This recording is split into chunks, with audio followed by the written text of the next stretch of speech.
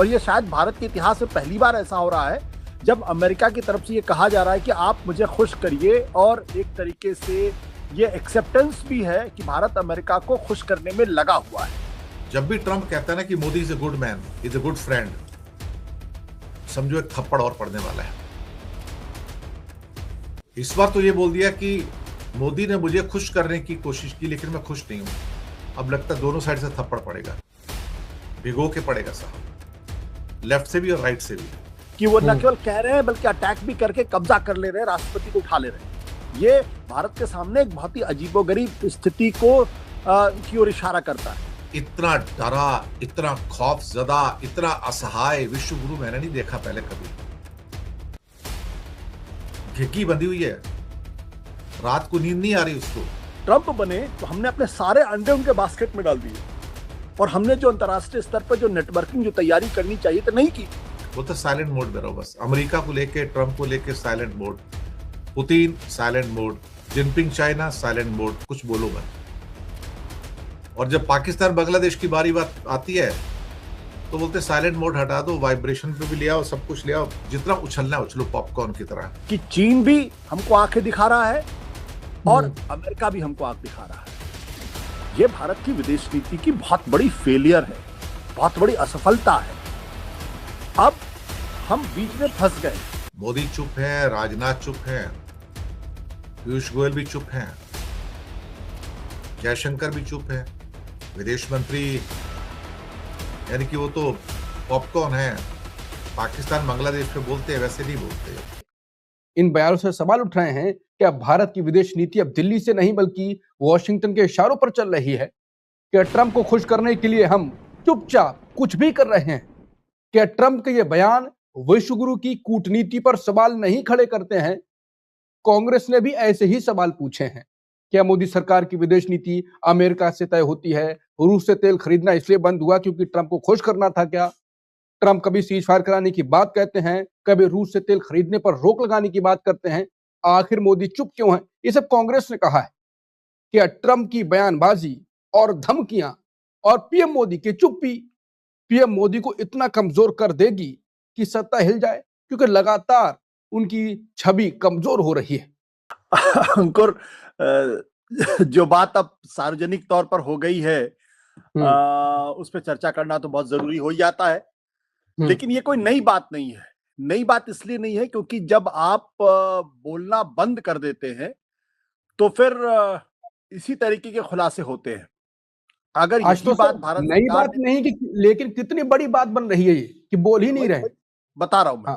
हाँ। अगर भारत सरकार की तरफ से, प्रधानमंत्री नरेंद्र मोदी की तरफ से इस बारे में कोई साफ बयानी होती, खुलकर कोई बात कही होती, तो शायद बात यहां तक नहीं बढ़ती।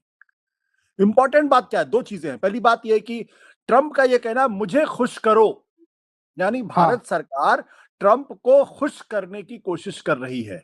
तो क्यों कर रही है? भारत सरकार की जिम्मेदारी तो यह है कि वो भारतीय नागरिकों को खुश करे, वी द पीपल का खुश करे, यहाँ की संसद को खुश करे, न कि वो अमेरिका के राष्ट्रपति को खुश करे। और ये शायद भारत के इतिहास में पहली बार ऐसा हो रहा है जब अमेरिका की तरफ से ये कहा जा रहा है कि आप मुझे खुश करिए, और एक तरीके से ये एक्सेप्टेंस भी है कि भारत अमेरिका को खुश करने में लगा हुआ है। यानी भारत पूरी तरीके से अमेरिका के दबाव में आकर काम कर रहा है। अमेरिका कह रहा है कि आप रूस से तेल लेना बंद करिए, तो भारत उनको खुश करने की कोशिश कर रहा है। न केवल खुश करने की कोशिश कर रहा है, बल्कि ये बात उनको बताने के लिए भारत के मंत्री महोदय वहां जाते हैं और उनको बताने की कोशिश करते हैं। ये दोनों चीजों को अगर आप मिला के देखेंगे तो ये लगेगा कि इस वक्त भारत की विदेश नीति प्रधानमंत्री नरेंद्र मोदी की मौजूदगी में, उनके नेतृत्व में पूरी तरीके से अमेरिकी दबाव में काम कर रही है। मैं ये तो नहीं कहूंगा कि पूरी तरीके से साष्टांग है, लेकिन पूरी तरीके से अमेरिका के दबाव में काम कर रही है कि वो न केवल कह रहे हैं बल्कि अटैक भी करके कब्जा कर ले रहे हैं, राष्ट्रपति को उठा ले रहे हैं। ये भारत के सामने एक बहुत ही अजीबोगरीब स्थिति को की ओर इशारा करता है। लेकिन अगर भारत सरकार की तरफ से चुप्पी रहेगी, वो ट्रंप की इन तमाम बदजुबानियों का अगर जवाब नहीं देंगे, तो फिर भारत सरकार को लगातार एम्बैरेस होना पड़ेगा और भारत की जो अंतर्राष्ट्रीय छवि है उसको बट्टा लगता रहेगा। ये नहीं होगा कि ट्रंप अगर किसी अंतर्राष्ट्रीय फोरम पे जा रहे हैं और भारत के प्रधानमंत्री वहां जाने से बचें, इससे गलत संदेश जाता है। अगर इंदिरा गांधी कर सकती थी रिचर्ड निक्सन के समय में, हेनरी किसिंजर के समय में, तो मोदी जी भी कर सकते हैं। क्या आज ऐसा है क्या? इसलिए मैंने कहा कि जब ट्रंप बने तो हमने अपने सारे अंडे उनके बास्केट में डाल दिए और हमने जो अंतर्राष्ट्रीय स्तर पर जो नेटवर्किंग, जो तैयारी करनी चाहिए तो नहीं की। पिछले 1 साल में भी हमने वो तैयारियां नहीं की हैं। आज की तारीख में भारत की दिक्कत की हो गई है कि चीन भी हमको आंखें दिखा रहा है और अमेरिका भी हमको आंख दिखा रहा है। यह भारत की विदेश नीति की बहुत बड़ी फेलियर है, बहुत बड़ी असफलता है। अब हम बीच में फंस गए हैं और उससे होता क्या है कि जब आप फंस जाते हैं तो अंतर्राष्ट्रीय स्तर पर आपकी कमजोरियां पूरी तरीके से सामने आ जाती हैं। तो इसका असर सिर्फ अमेरिका भारत के रिश्तों पे नहीं पड़ेगा, इसका असर हर देश के साथ रिश्तों में पड़ेगा। जब आप मजबूती के साथ खड़े होते हैं, जब लोगों को लगता है कि नहीं ये मजबूत देश है, ये मजबूती के साथ प्रधानमंत्री बात करते हैं, तो बहुत सारे लोगों के मन में आपके प्रति एक स्वाभाविक सा सम्मान पैदा होता है। हम इस स्वाभिमान की कीमत पे कोई काम नहीं कर सकते हैं। यह संदेश बिल्कुल नहीं जाना चाहिए कि भारत के प्रधानमंत्री अमेरिका के राष्ट्रपति को खुश करने में लगे हुए। हम कहां पे खड़े हुए अंतर्राष्ट्रीय मंच पे? जब हम बहुत गरीब देश थे तब भी हमारी अंतर्राष्ट्रीय मंच पे बहुत रिस्पेक्ट थी। आज रिस्पेक्ट कहां है? हम $4 ट्रिलियन की इकोनॉमी है। क्यों नहीं हम एक तीसरी धारा को हम शुरू करने की कोशिश की होते? 10 साल में अगर हमने कोशिश की होती तो आज उसको हम किसी मकाम पे ले गए होते। लेकिन हमारी कोशिश ये थी कि हम अमेरिका के साथ जुड़ जाए। उसका नतीजा क्या हुआ? चीन आपसे दूर हो गया और जो चीन को एक साथ लाने की कोशिश जो राजीव गांधी के जमाने में शुरू हुई थी, उससे बहुत बड़ी कामयाबियां मिली थी। लेकिन जब आप अमेरिका के साथ पूरी तरीके से खड़े हो गए, जब आपने अपनी पूरी विदेश नीति सनातन के नाम पे या किसी और चीज के नाम पे जब ट्रंप के बास्केट में डाल दी, तो फिर ये नुकसान होगा। आशुतोष सर, आखिर में छोटे छोटे सवाल होंगे बस, क्योंकि समय भी लगभग हो चुका है। एक उत्तर लगातार सवाल तो पूछे जाते हैं और आपसे सवाल मैं पिछले शो में भी ये पूछ चुका हूं, और आपने कुछ 4-5 बिंदु भी बताए थे। पीएम मोदी लगातार खड़े नहीं हो पा रहे हैं, जवाब नहीं दे पा रहे हैं, चुप्पी साधे हुए खामोशी है, उसका तो है। नब्ज क्या है वो कमजोर? आपने एक बार बताया भी था कि व्यक्तिगत भी कुछ बताया था, लेकिन देखिए वो कमजोर नब्ज पकड़ ली है ट्रंप ने। इस वक्त उस व्यक्तिगत पे जाना उचित नहीं होगा। हाँ, बिल्कुल। बेहतर चीज क्या कि बड़ी तस्वीर हमें पकड़ने की कोशिश करनी चाहिए। पहले लगता था कि 2025 खत्म होगा तो मोदी के प्रति ट्रंप का गुस्सा कम हो जाएगा, लेकिन 2026 की शुरुआत में ही अभी 4 तारीख गुजरी नहीं थी कि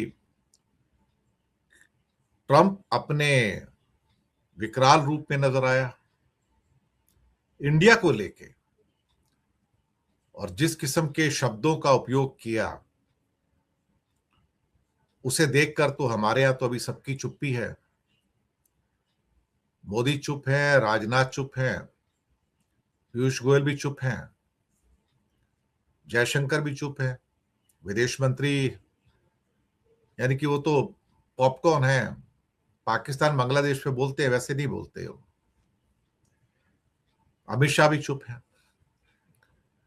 विदेश मंत्रालय अमेरिका को लेके वैसे ही मौन धारण करता है वो, या ये कहा जाए कि अमेरिका को लेके अधिकतर भारतीय जनता पार्टी के लोग गूंगे हो जाते हैं। वो डेफ एंड डम्ब होते हैं ना, सुनते तो हैं लेकिन डम्ब हो जाते हैं, बोलने में कुछ नहीं बोलते। ऊपर से आदेश मिला हुआ है कि अमेरिका के मामले में मुंह से शब्द मत निकाल देना, चुप होके बैठो। तो एक क्या कहा कि उनको साइलेंस मोड में मोदी ने डाला हुआ है। मोबाइल होता है ना, फ्लाइट मोड होता है ना, साइलेंट मोड भी रहता है, वो तो साइलेंट मोड में रहो बस। अमेरिका को लेके, ट्रंप को लेके silent mode, Putin silent mode, Jinping China silent mode, कुछ बोलो मत। और जब पाकिस्तान बांग्लादेश की बारी बात आती है तो बोलते साइलेंट मोड हटा दो, वाइब्रेशन पे भी ले आओ, सब कुछ ले आओ, जितना उछलना है उछलो पॉपकॉर्न की तरह। कमजोर आदमी ऐसे होते हैं। आपकी पहचान तब होती है जब आप किसी ताकतवर आदमी के सामने अपना सर उठाते हो। छोटे आदमी के सामने सारे सर उठा लेते, उसमें कौन सी बड़ी बात है। बड़ा दादा छोटे दादे के सामने सर उठाता ही है, धमकी देता है, लेकिन सब सामने पहाड़ आ जाए तो फिर उसकी घिग्गी बन जाती है। अब ट्रंप का जो 4 तारीख को जो स्टेटमेंट आता है वेनेजुएला के बाद में इंडिया को लेके, उसने दरअसल देखा जाए तो पूरी भारत सरकार के और प्रधानमंत्री निवास के अंदर ना भूकंप आया हुआ है, उसकी धरती डोल रही है ऐसे ऐसे करके। और मोदी सिवाय दांत पीसने के अलावा कुछ कर नहीं सकते। गुस्से से दांत तो पीस रहे होंगे अंदर वो, पर समस्या यह कि गुस्से से दांत पीस सकते हो, भारत की स्टेट्स के सामने किसी राहुल गांधी के सामने दांत पीस सकते हो, प्रियंका गांधी के सामने दांत पीस सकते हो, आगे से उनका नुकसान भी कर सकते हो, गुस्सा भी कर सकते हो, उनके घर ईडी भी भेज सकते हो। क्या पता सोच रहे होंगे कोई मेरे पास इतनी पावर आ जाए कि मैं ट्रंप के घर में भी ईडी भेज दूं। इतनी हिम्मत कहाँ है उसमें मोदी में कि वो एक सीबीआई, ईडी, आईटी की रेड ट्रंप टावर्स जो इंडिया में बन रहे हैं वहां करवा दे। वो तो बड़ा मुश्किल हो जाएगा ना। फिर तो ऐसा लगेगा जैसे आपने क्या कहते हैं, वैसे ही वहां पे बारूद पड़ा हुआ है और जाके आग लगा दी। ट्रंप की जबान बड़ी शानदार होती है, और उनकी शानदार जुबान को क्या कहा जाए साहब। और खासतौर से बार बार मोदी की तारीफ जरूर करते हैं। कहता Modi is a very good man, he is a good guy, he knew I was not happy, it was important to make me happy.